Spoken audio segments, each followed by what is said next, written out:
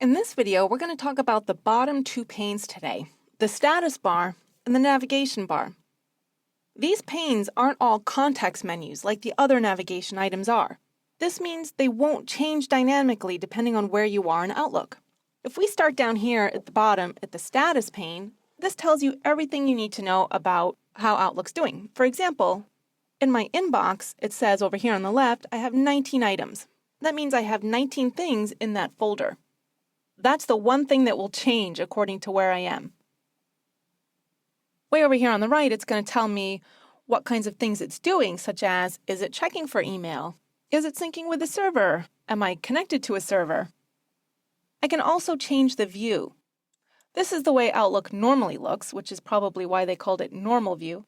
And I can also change to what's called reading view. If I click on that, it's going to minimize the way everything looks on the left-hand side and puts it into a nice compact view so that I have more room to actually read my email. And I can even use the zoom slider on the right to zoom in and make the text bigger so that I can focus a lot more on reading my emails. At any time, I can click on normal view and get right back where I was. I can actually customize this and put more information in it. If I go over to any blank space and right-click, I can select what types of things I want to put in here. For example, reminders, or if I've got any sort of quota information about my mail file, such as how big it's getting. If I don't want to see how many items in the view I have, I can just uncheck that, and as you can see, it won't show up anymore.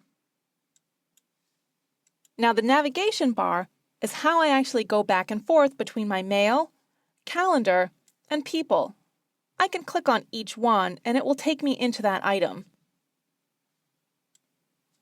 There's some more things, actually, that you can't see. If I click on these three dots, I have some more options, such as tasks, notes, and folders, and I can get into each of those things by just clicking on them. If I want to change how this looks, or if I want to add these things so they're visible all the time, I can come into navigation options. This brings up a menu. Now, right now, it's set to only display 3 options, which is why I can only see mail, calendar, and people. I can change that, though. I can also rearrange the order that these things are visible in. For example, if I want people to be all the way on the left-hand side, I can choose people and click Move Up to bring it all the way to the top. Click OK. And now you'll see that it's showing 5 items like I wanted, and people is all the way here on the left.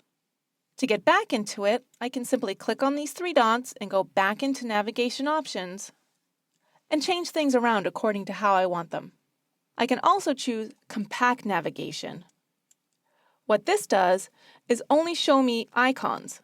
However, if I hover my mouse over it, I can see things called peaks.